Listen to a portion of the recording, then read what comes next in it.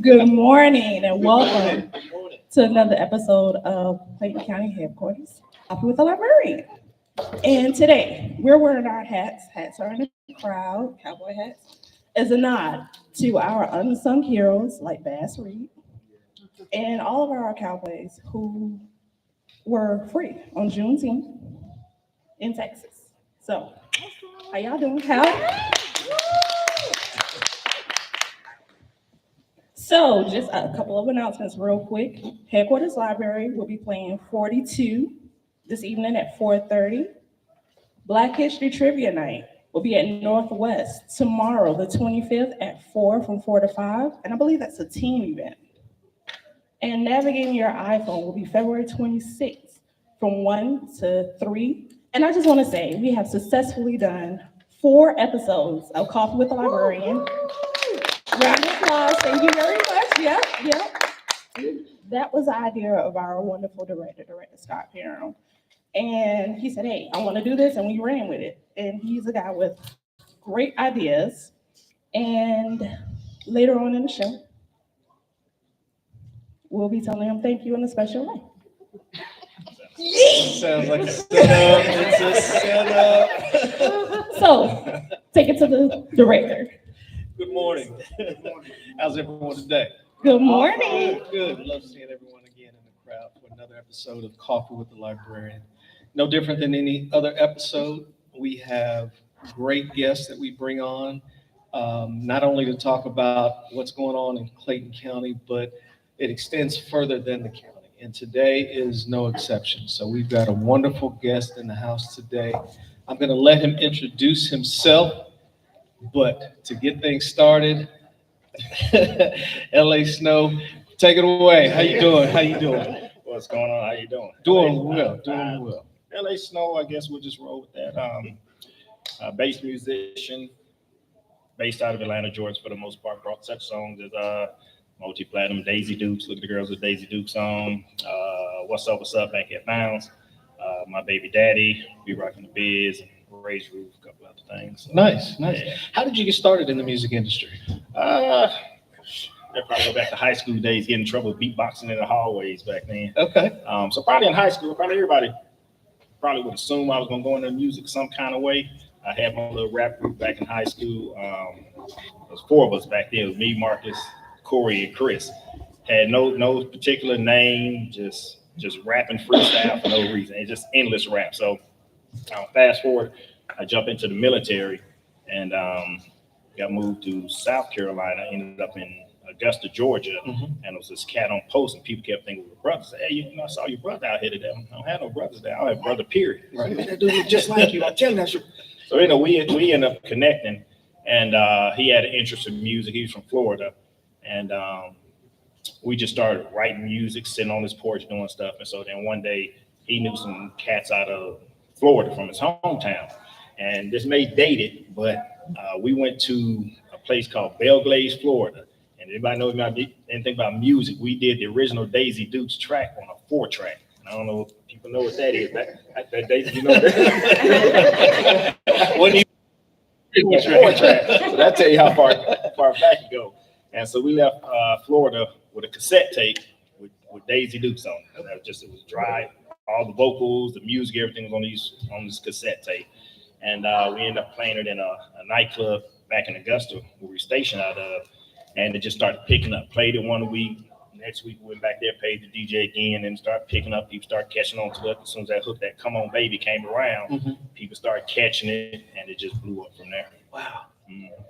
I'm going to date myself. And yeah, that was 92, 93 when Daisy Dukes came out. So, okay. Yeah. Nice. Yeah. Nice. So in the late 80s and 90s, that bass-driven sound was all that you heard. It seems as though it originated from the South. Right, it did. Florida, Georgia. How has that introduction, I guess, to that bass affected today's hip hop? Well, with the bass music, like I said, originally it was very regional. Daisy Dukes was actually one of the first records. You had Luke Skywalker back then, very controversial, but as far as a commercial record that took over like that, Daisy Dukes is actually the first one that broke multi-platinum like that. We crossed so many different demographics with that particular record: country, pop. We were one of the first bass groups to get on our Arsenio Hall show. I don't know that. Really? We were first group to do that. I mean, Good Morning LA. So Daisy Dukes broke wide open and opened the doors for a whole lot of groups coming out of the South, especially in reference to bass music. Because then you had Tag Team, There It Is came from behind us. You had groups like 95 South, Whoop, There It Is. You had 12 Gauge, Donkey Butt. So you had a bunch of other big bass records that grew up out of the South, so it started bringing a whole lot of attention to the South. But that same time frame, that's around the Freaknik era. When Freaknik was jumping, 94, 95. So you had all these people coming in from different parts of the country, taking that bass back to wherever they were at. Right. So that's when you started getting that big influx of people in Atlanta. That music kind of opened the doors because people didn't really pay attention to the South. Matter of fact, with Daisy Dukes, we couldn't even break New York because back then New York kind of controlled the radio airways. We literally had to buy commercial time on New York radio and run the song as a commercial for them to pick the record up. Of course, once they picked it up and jumped off, it boomed out of New York. Right. But they kind of controlled what was going on the radio. So that's country, wasn't gonna ever jump. When they got hold of it, we murdered New York back then. Yeah. Well, Atlanta, again, as you mentioned, major music hub. Major music hub. On a global scale, over the past few decades, how do you think that success has impacted local artists? Well, it brought a lot of attention to Atlanta. I mean, period, because you see what's happening with the Atlanta music scene, or the South music scene, period, especially when it comes to Atlanta. You got so many artists coming out of Atlanta now, or trying to build their network out of Atlanta. And regardless of what they say, bass music was opened up the doors to a lot of that music. Right. I mean, you go back to your Shy-D's, I think, was early on. Of course, Luke being out of Miami, but bass music is what opened that door up back then. Okay. Now, you've collaborated with many artists, producers over the years. Are there any memorable collaborations right off the top that you wouldn't mind sharing with us? Music-wise, I'll be probably one of my, as far as artist-wise, one of the better, or one of my favorite records that I did was the What's Up, What's Up. Okay. Me and Player Poncho did that particular record, and that was like a Atlanta-based anthem to this day. Anywhere you go, people going, What's Up, Bankhead Bounce. And then with that video, you saw Michael Jackson, one of his videos, do it. So it was a big compliment because that dance, which I didn't create the dance, that dance was probably in Atlanta way before I got here. Right. That's that battle style of dance they did called Eat. Yeah. Whatever.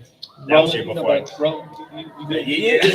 know about Eat and Roll. I know about So that was in the streets. I know you know.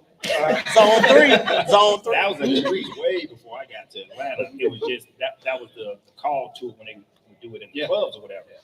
And so when I hooked up with Poncho on that particular record, it was just a natural thing. So that was the first bass project that we did that So Def did out of Atlanta. So they jumped on that bass thing. Then shortly after that is when the Face Records did it, and I had the lead single for that particular project was Baby Daddy record. So everybody started jumping on that bass train thing. Got it. Talk about Daisy Dukes a little bit.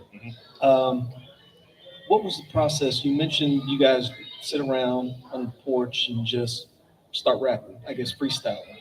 How did Daisy Dukes actually come into play?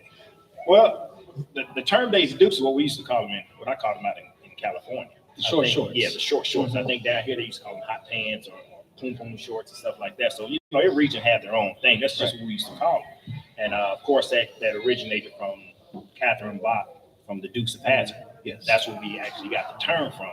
Well, she actually flew in for the video too. Okay. But so the second, it's two versions to that video. So y'all gotta make sure y'all watch it. It was one that was me and Creole. Yeah, that was their version. Okay. The one we did originally, that me and Creole did, we shot that one here in Atlanta, and we did Macon, Augusta, and so that was our interpretation of it. Now to get a more commercial pop feel, which it did what it was supposed to do, watered down a little bit, if you want to say that.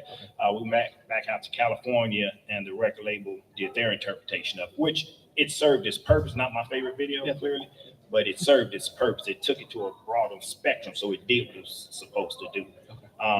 And so that record was probably we just want to say the groundbreak for that type of music, because we had to kind of kick doors in at that music, like with the New York thing. We kind of had to kick in doors that bass music hadn't been in. Literally, even, I don't know if anybody here remembers Jack the Rapper. Yeah. There used to be a convention down here. See a whole bunch of his. Yeah, yeah. And they used to have these panels that you can go play to hear your music, and have these professionals or these industry professionals critique and say, hey, what your music is not going to be. Okay. And not one of them gave us a thumbs up on Daisy Dukes. Oh, it's a Southern record. It'll never leave Georgia. You might get Carolina, Alabama. Nobody. So every door we went to, they kicked it down. And sure enough, we would sell out the back of our trunk, and we had labels literally calling us. We just ended up going with Belmar out in California after the fact. Okay. Yeah, but it kind of opened up the doors for that bass music. So when folks say selling it out of the trunk of your car, Literally. that's Literally. legit. Yeah, A real. that's the thing. Wow. We would, here goes the date again, with cassette tapes. Yeah.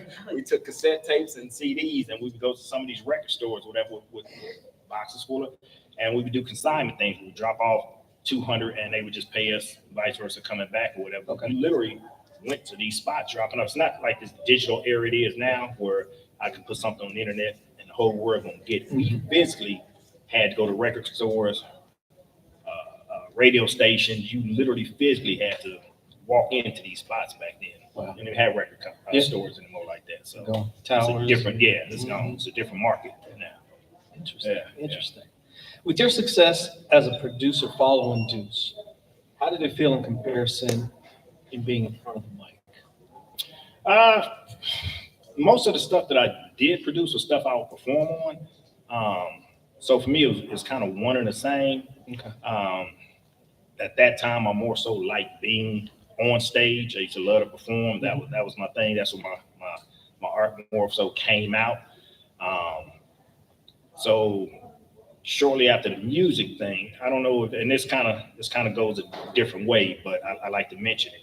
I don't know if anybody ever heard of the Kendrick Johnson by chance. It's a young black kid down in Valdosta, Georgia, that was found murdered in a gym mat down in Valdosta, Georgia. Yes. It may ring a bell. So shortly after we kind of calmed down on music, I kind of opened up a film company, and me and this film company actually did a documentary called "What Happened to Kendrick Johnson." And I had his mother and his father, everybody in the video. Lowndes County Sheriff Department sheriffs got the whole write-up on what happened. And so it was such a crazy thing with this kid because of how it happened.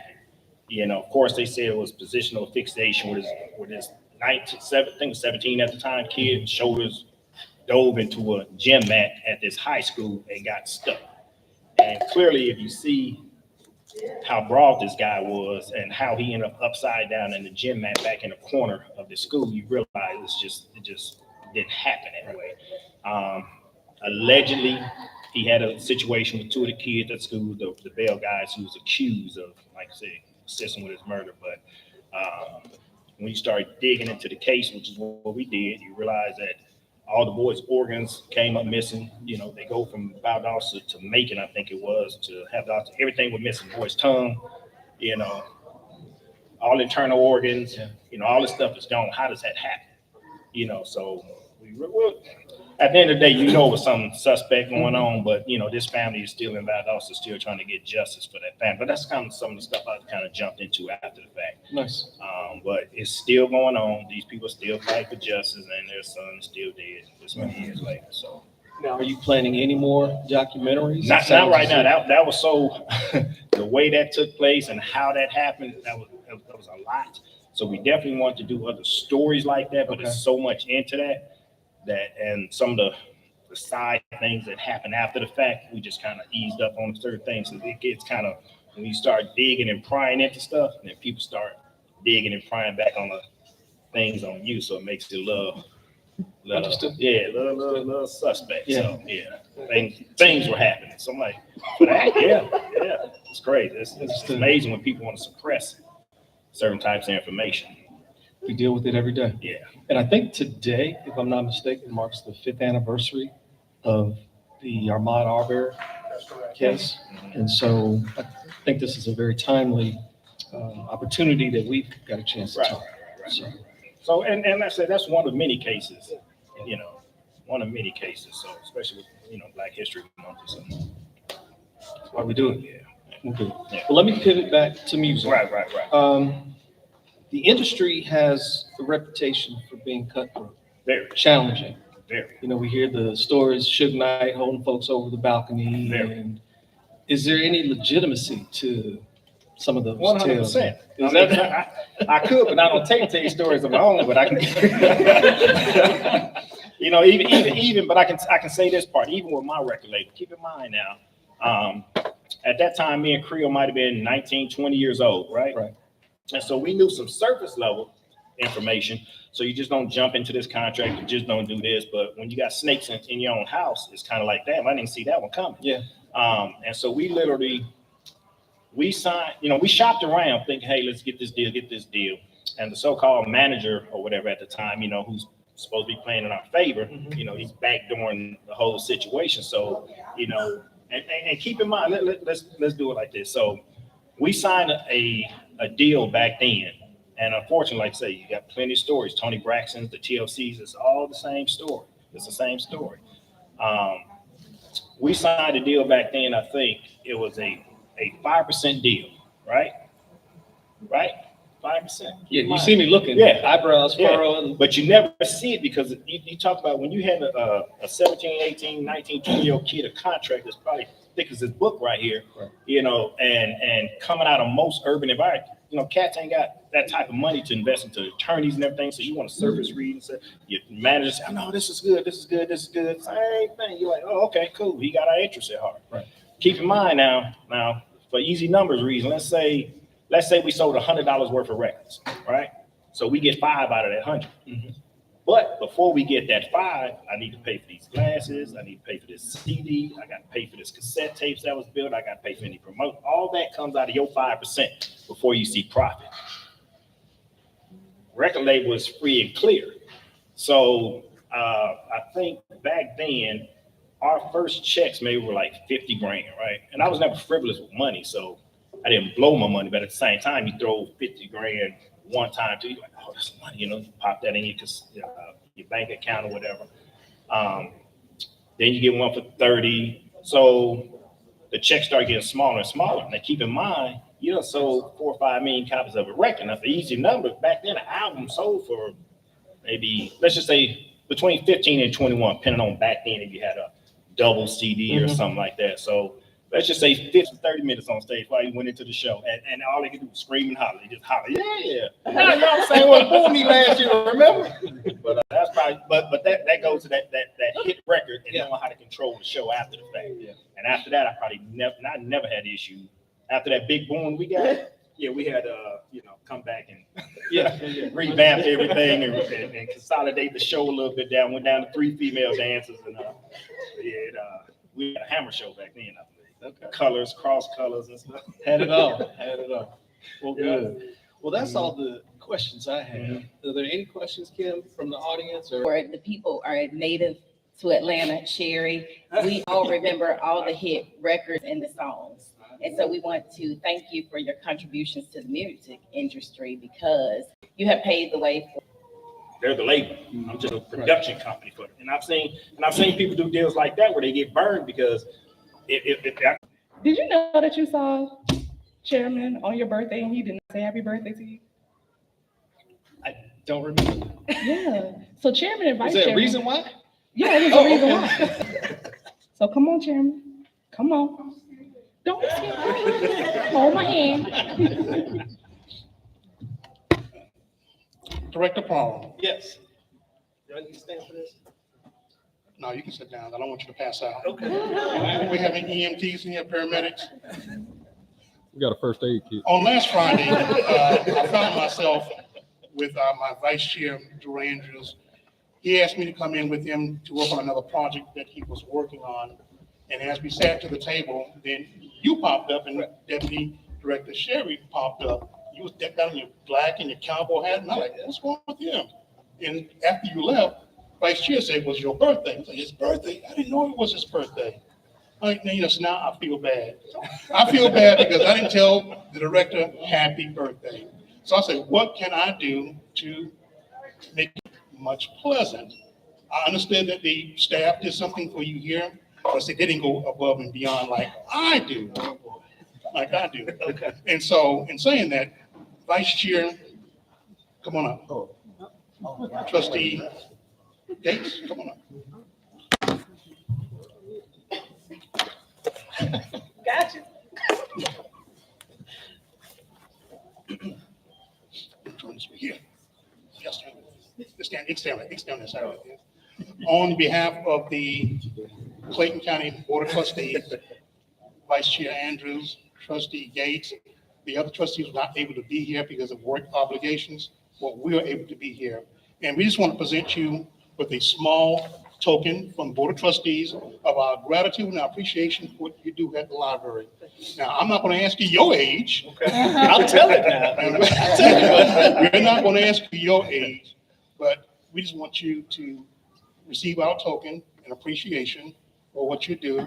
And Vice Chair and I, we went through a lot of traffic over the weekend. A lot of traffic over the weekend. With that NASCAR. NASCAR race. So, and I thought that my days of running traffic was going to be over with, but I did it just because of the love for you. So I will talk it from the board. Thank you so much. I appreciate it Oh, so much. And- I know. He has to open it. He has to open it. Is it done? Oh, you did. Okay. It is a belt buckle, country western belt buckle, and how about that? I gotta get some boots. You gotta get some boots. I gotta get some You boots. gotta get the horse also. Thank you. Thank you so Thank you, much. sir. Thank you. And so I asked one of my dear friends, Yes. she's a cowgirl. Okay. I'm like, you know what? Hey, I need your help. Can you help me here? Say, this is what I have going on. And I explained to her what I got going on. I said, can you please help me? And without robbery, she said, yes, I can help you. So Miss Yvette, come on up with your crowd, please, man. We got some true cowgirls here. My pleasure. I really appreciate it. Love it. Happy Love it. birthday. Happy birthday. Right? Yeah. Congratulations. All With right. these lovely ladies. Come you have on, with you. ladies. I called my cowgirls up and we're here in person, up and close. All right, we're gonna get this going. We have a little entertainment for you, just to say, happy birthday to you. Come on and work it for me. Let your body move. We are.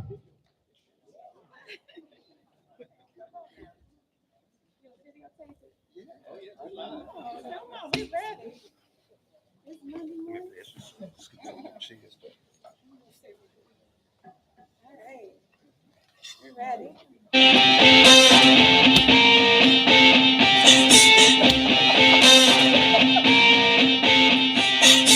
It's your boy Meech. And I got a special guest for you tonight. Come on and work it for me. Let your body move. We are here together and we're in the groove. We gon' party tonight. We gon' dance around, girl. My steppers that know how to get down. Come on, step it to your right. Now step it to your left. Now right out in, left out in. Now right foot stomp. Stomp, stomp. Now move it on up and turn. Now move it on up and turn. Now jazz like step with it. Come on, jazz like step with it. Here we go. Now cowboy boogie. Come on.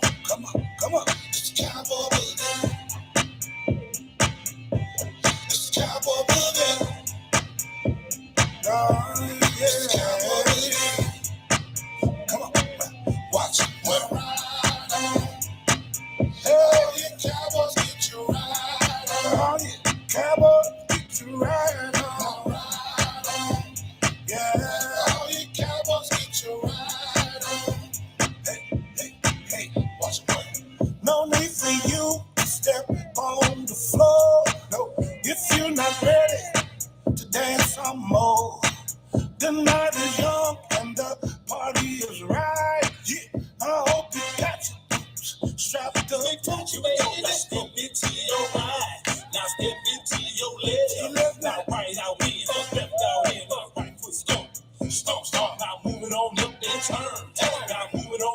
that turn. Now Taz like step with it. Come on, Taz like step with it. Here we go now. Cowboy boogie.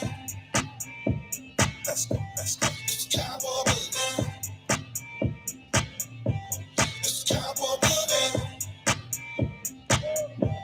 It's cowboy boogie. Watch it now ride on. Hey, all you cowboys get you ride on. All you cowboys get you ride on.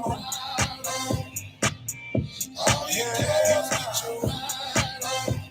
Let me see you work what's from me. Step to the right, step to the left, Gucci. Yeah, tell you the rest. Grab your powder, yeah, swing them around. Grab a boogie, let's get back to that. Now step it to your right, now step it to your left. Now right out here, left out here, right. He's going down. Now move it on up and turn. Now move it on up and turn. Now Taz like step with it. Come on, Taz like step with it. Here we go. It's cowboy boogie. Yeah. It's cowboy boogie. I like the way you working that thing. It's cowboy boogie. It's cowboy boogie. Let's get it. Come on.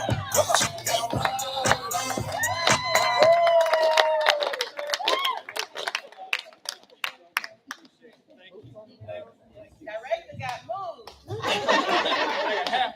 And by the way, I was on the board at Hart.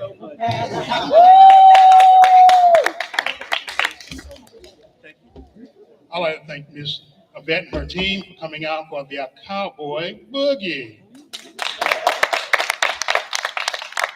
So, in closing, I have a music background as well. I'm not going to sing, but I know I challenged Trustee Harrison back in the day on You it. have the right to remain silent. Anything you say. Now, I'm not going to call you out, so if you don't know the answer, I will help you. This is what I like about you this far. The three B's of music. Do you know the three B's of music? Okay, what is the B with the little tic-tac-toe box next to it? Does anybody know? What kind of B is that? B sharp. B sharp. Yes, y'all talking about music. B sharp. Okay, what's the B with the little small little M next to it? B flat. B flat. What's the B with nothing around it? Be natural. So in other words, I don't want you to be sharp. I don't want you to be flat. Just be natural.